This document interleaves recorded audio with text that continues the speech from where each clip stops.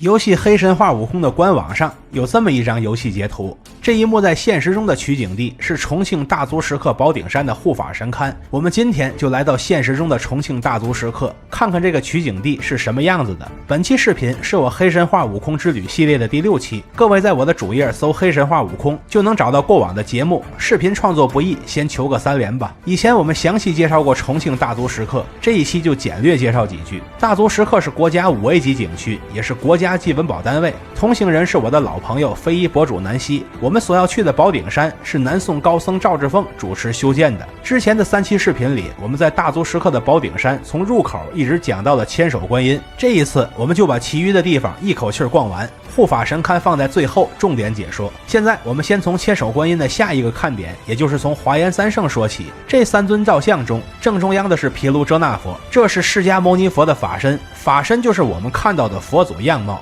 左右则是文殊普贤2位菩萨，2位菩萨的手里各托了一座宝塔，历经800多年后依然稳如泰山。他们的衣袖看起来很飘逸，实际上是可以辅助承重的，这便是南宋石刻的一种设计思路。下个看点是大名鼎鼎的6道轮回盘，截止到当前，我们还没在黑神话悟空里发现它，但我有预感，这么牛逼的场景迟早得在游戏里出现。到那时候我们细说，现在先略说。所谓的6道分为上3善道和下3恶道，前者包含天道、人道、阿修罗道，后者包含恶鬼道、畜生道和地狱道。咬着盘子的巨人被称为无常鬼，也被称为转轮王。他的牙齿和双臂将6道轮回盘紧紧锁住，象征业力所致的报应。他向来不以众生的意志为转移，这是大足石刻宝顶山的一个重要看点，参观的游客也非常多。再往前便是黑神话悟空的取景地，也就是护法神龛了。不过我在这个地方有一些意外的发现，所以我们把它留到最后。现在我们先绕过去看木牛图，这是一组禅宗的造像。中国禅宗讲究农禅并作，既然熟悉农业生产，那么造像中出现牛当然也很合理。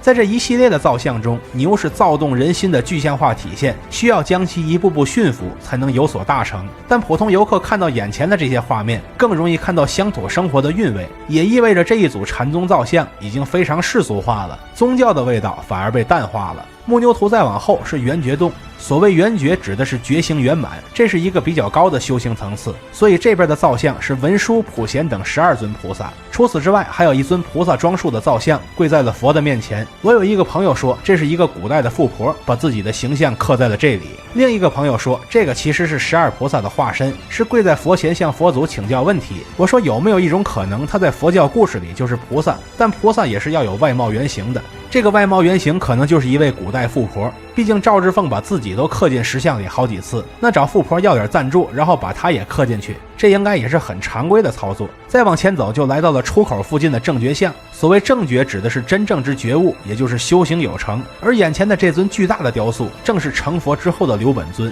这便是赵志凤对这位古老仙师的怀念。然后我们折回护法神龛，对照官网的游戏截图开始观察这边的细节。关于护法神龛的资料很少，而且这些资料都不对劲儿，所以我推翻了现有的全部资料，并重新做了推理。为了全面还原推导过程，我们今天就反其道而行之，先说现场细节，再看游戏截图。各处关于护法神龛的资料，包括现场路过的2个导游，都众口一词地说，这9个大的神像是释迦牟尼统领着天龙8部所组成的护法团队。中间这个位置是释迦牟尼的化身，头顶还有释迦牟尼的小刻像，在游戏原画中则是这一尊石像。这个说法没问题，问题出在别处。如果说其他8个神像是天龙8部，那他们谁是谁，我们得对号入座一下吧。天龙8部分别是天众、龙众、夜叉、千达婆、阿修罗、迦楼罗、紧那罗、摩呼罗伽。因为天众和龙众地位最高，所以冠名为天龙8部。那么问题来了，迦楼罗是金翅大鹏鸟，谁是啊？紧那罗头上长角，谁有啊？摩呼罗伽是半人半蛇，谁身上有蛇的特征啊？为什么一个都对不上？那有没有一种可能，他们不是天龙8部，而是另有其人呢？我翻看素材的时候发现，每个大神像的头顶都有小型的佛与菩萨造像，都说金刚怒目，菩萨低眉。那有没有一种可能，这些护法都和中间的释迦牟尼化身一样，也是佛和菩萨的愤怒化身呢？但是很可惜，佛和菩萨愤怒时会变成什么？我不知道，还得请教百度。这一下又打开了新世界，拢了拢结论，推断这些神像很可能是佛教中的金刚明王。这是佛与菩萨的愤怒化身，一旦有邪魔外道入侵，他们就会立刻予以消灭，正好可以当护法。金刚明王与天龙八部是不一样的，玩过仙3的都知道，前者近似于蓝龙葵和红龙葵，愤怒后就变出另一个自己；后者近似于花影，是追随者也是保护者，但绝不是另一个自己。两者都可以是护法神，但两者绝不是一码事。当然目前还只是猜测，我们来验证一下是否合理。先看释迦牟尼化身右边的第一位，小蓝圈里的菩萨恍惚拿着一根棍状物，我印象里普贤菩萨有一根如意，这个可以假定为普贤菩萨。那下边的普贤化身应该就是布置金刚明王。我们把现场的大神像和别处的布置金刚明王雕像做个对比，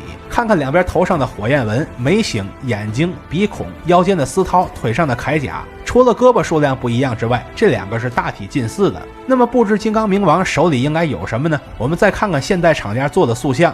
哎呀，这个抛开这个造型和配色不谈，起码它还原了头部的火焰纹风格，还给手里边配上了法器。大足石刻原版的布置金刚明王或许拿的就是这两样。在黑神话悟空的原画中，他在这个位置全靠腰上的丝绦辨认，真没想到啊，跟前边的推导过程比起来，从游戏原画中找细节反而成了一项最轻松的工作了。然后我们看下一位，上方红圈里是一位持剑的菩萨，那大概率就是文殊菩萨。那下方拿大砍刀的那位只能是文殊菩萨的化身大威德金刚。我们平时见到的大威德金刚，比如西藏博物馆的铜鎏金大威德金刚是长这样的，和石刻完全不一样。然后我就想，有没有一种可能，藏传佛教的护法神形象和川渝这边的不一样呢？我们在前面的视频里讲过，现今的入口，也就是刘本尊行化道场那边有一些未完工的明王雕像，其中大威德金刚明王是这个。我们再把这两者做个对比，可以说造型虽然不同，但画风比较接近。不仅它近似，其他塑像的画风也很近似，这对于前面的观点来说又是一个佐证。